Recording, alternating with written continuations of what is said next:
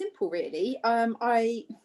Simple in terms of wishing it. I want LBBD to deliver on its very laudable ambitions. So, to deliver homes for working Londoners, and to deliver lots of new jobs that are high quality, maximising those kind of quantities. And with that tied into, no one left behind, which is a nice little catchphrase, but actually, I think it is really laudable. This isn't a borough that's looking just to regenerate and gentrify. It's looking to what can it do for existing people within the borough, as well as new people in the borough. And I want to help the borough achieve that. And then in terms of my more direct, I guess, influence, I'm building a planning super service, and I want my team to be renowned for being commercially aware, but most importantly, to have a can-do attitude, to be solution-driven across all the different sort of mini teams. What's the super service?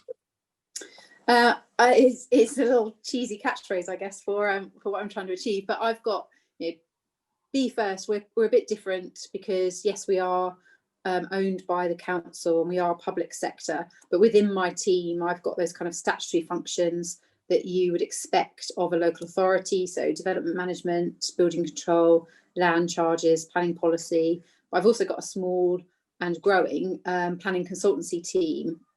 So we can do that kind of one-stop shop, if you like. We can and do look after the planning applications for the council, but also third parties within the borough. Development management deals with that side of things. We can then, can do the building control. And I always, before I joined Be First, I worked in the private sector, and I always said I understood the public sector to clients, because that's always a winning thing to say. Absolutely did not. And I think it puts us in a pretty unique position to be able to say, well, actually, we've got private sector experience, so we've got that sort of more commercial outlook, perhaps, or at least the perception. And at the same time, we understand how it works in terms of politics and access and all that kind of thing. So we should be able to join it up and do a really good job of pushing development along. When you said that you understood the public sector and you didn't, what was it about the public sector that you didn't understand? What was surprising about it when you took the role on? This is difficult to talk about without being a little bit sweeping in generalisations.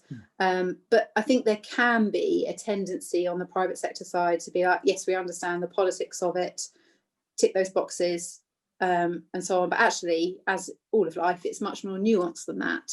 And, you only understand the nuances of certain political drivers when you've built up those relationships. And that doesn't mean that in the private sector you can't build up relationships with members and understanding a borough, but it's different from being in it and seeing, sort of the committees that need to happen internally in order to make something come to fruition. And I guess it's a different type of bureaucracy to what you experience in the private sector. Again, generalising, but there are different types of bureaucracies. And a way of thinking about it is, for example, the game of rugby, I think you can't fully understand the rules of rugby unless you play the game. And I would say the same for, you can't fully understand the drivers within the public sector, and probably the same for the private sector, to be honest, unless you're in it and you've experienced it directly. One of those drivers at the moment is creating jobs. But that seems to be, that's a fairly new emphasis. It never used to be the main emphasis for local authorities. It up until very recently, it's just building houses, and now it's building houses and creating jobs much more emphatically. Is this a sort of reaction to COVID-19, or is there some other force at play?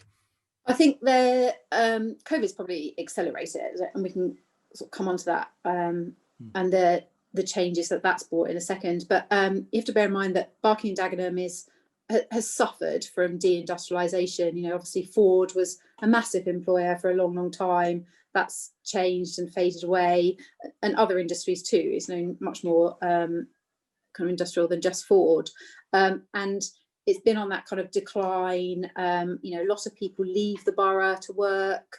It's definitely been on the kind of agenda in terms of it's not enough to deliver homes. We don't want to be just a dormitory borough.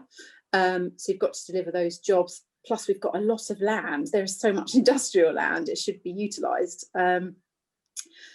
I think where COVID has come in, and it's this is not unique to Barking and Dagenham, but it's really brought home the fact that 15-minute, 20-minute neighbourhoods, we need more around us than just a home. And it's changed the way, if you work in an office, hasn't it? It's changed where and how you work. So I would say in some respects, the next few years, perhaps boroughs that are further away from central London will come into their own in terms of what does that mean for development and how we live and work.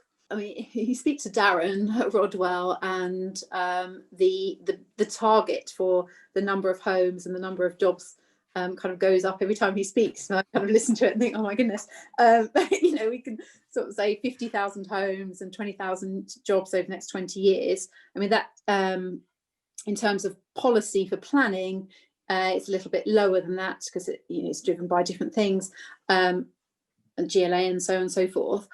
I think I don't want to dwell too much on actual targets because yes, they have a purpose, but actually the point is we want to and are driving output, and we want to maximise that. And I think we would be disappointed if we only met sort of our local plan targets, because they are much lower than the kind of 50,000 homes over the next 20 years. And then in terms of locations, as I mentioned, we've got loads of industrial land. It's not properly utilised. We should be using it more intelligently. London as a whole is contained by the green belt, so it's just a no-brainer that we use it and intensify it. We've got master plans sort of coming out our ears in terms of unlocking those sites, and key ones would be Chadwell Heath up in the north, where there'll be a new Crossrail station that will be coming forward as a new neighbourhood. Industrial space there too, but we've got to make sure that it's fit for purpose for now, but also that sort of tricky navigation of how does it meet the market going forwards. Thames Road, also looking forward to that coming forward as a new neighbourhood. Again, co-location of industrial and residential only, industrial kind of going down River Road. And then Castle Green is another, it's huge, there's potential there for sort of 12,000 new homes. How do we deliver that? And these are the kind of the new areas. And then of course we've got other areas like Barking Town Centre. We've got to we are repositioning that in terms of what does that town centre look like. COVID brings up its own questions there, but there's thousands of homes being built now. How do they contribute to people actually saying, oh, actually Barking Town Centre is a nice place to go, as opposed to why would we necessarily go there? And it's the same, obviously we've got Barking Riverside as well, which is a pretty significant strategic development.